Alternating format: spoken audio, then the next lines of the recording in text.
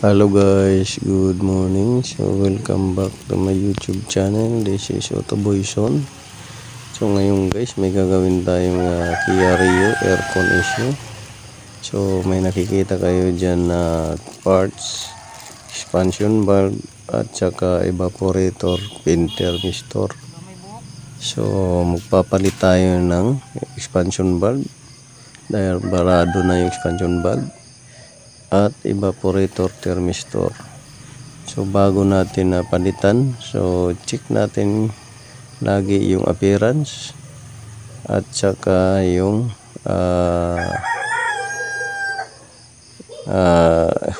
ano niya, speak niya, kasi baka maya magkaiba yung application na paglalagyan nito. So base doon sa box na ating nabasa, pwede ito sa Hyundai Elantra Accent, Cerato, Kia Cerato at saka sa Kia Rio. So always check lagi guys, pati itong evaporator thermistor, check nyo lagi kasi minsan yung guide sa connector ay magkaiba at saka yung haba, kasi paglagay nyo yan doon guys sa butas ng evaporator housing ay baka may tumama doon sa evaporator. So laging mag-check kung parehas yung nabiling parts, lalo na kung customer supply. Ito guys, customer supply, kaya chine-check natin ng maigi para hindi tayo magkamali. Kasi pagka naikabit mo na to, hindi na pwedeng ibalik, lalo na online order to guys. So ang issue ng sasakyan nito guys ay hindi na flashing. So sabi ng may-ari, bago lahat ng kinabit na pyesa. Ang problema, nakalimutan i-flashing to bago kinabit. So kung nakikita ninyo, yan yung lumang expansion valve, barado, pero sabi ng may-ari ay bagong kabit daw yan or bagong pyesa. Pero makikita ninyo guys, yan barado.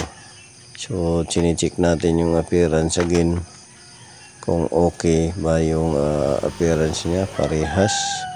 So konting siya lang, mahaba yung black sa bago, sa luma maiksi, pero magkatapat naman yung butas, parehas yung mga butas lahat.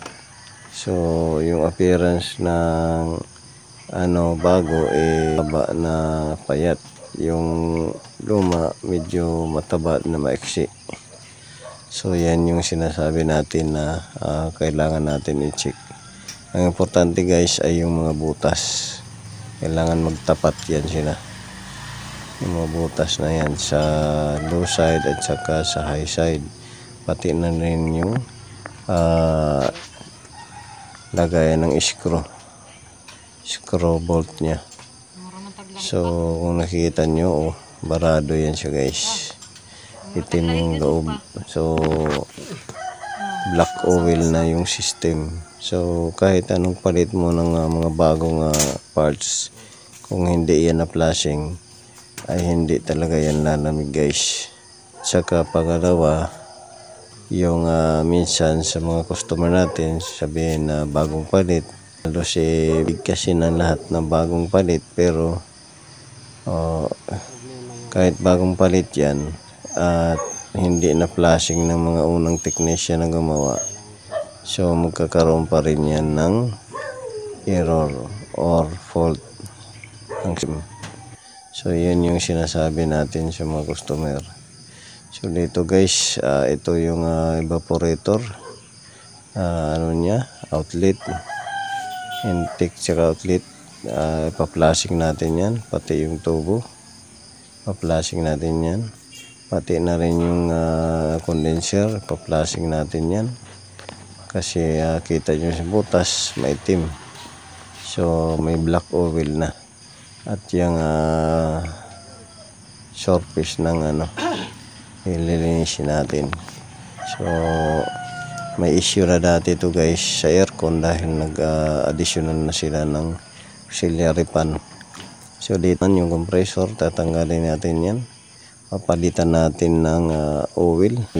Ang oil guys ng life ng compressor ay after 5 years guys. Mayroon ng mild edge wear out piston, so may possible na yan na magpa-black out. So preventive, kailangan na 5 years papalitan nyo lang ng oil dahil mahirap pagka umabot pa kayo sa contamination, mas malaki gastos. So dyan tatanggalin natin yung compressor, natin yung oil nya at saka yung bomba nya kung okay ba yung hindi malusot.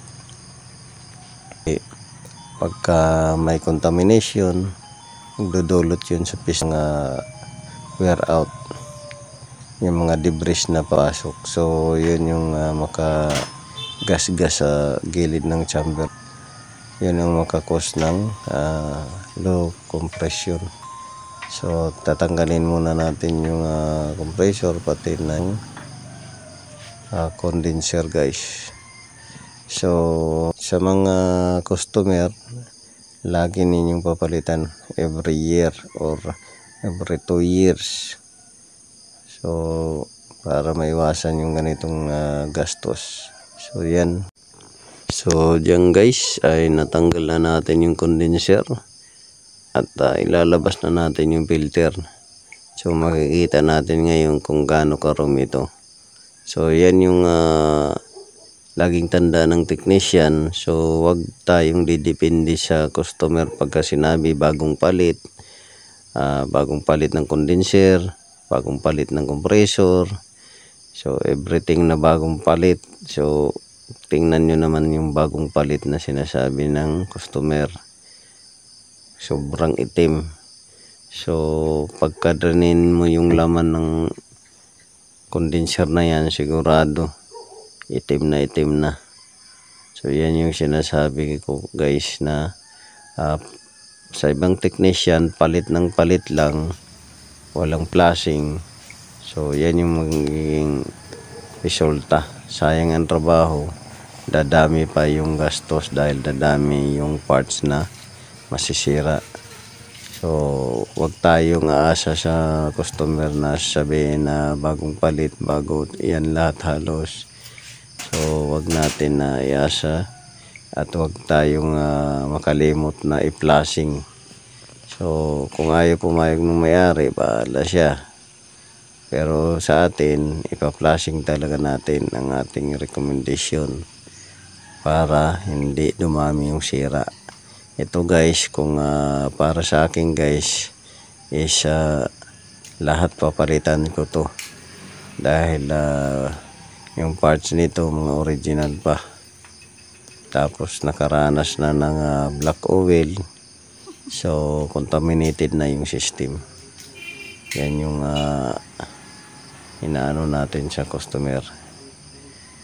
Kaya mahirap pagka nagpalit ka lang ng parts tapos without flashing. Yan na yung mangyayari. Contaminated ang system, maraming masisirang parts.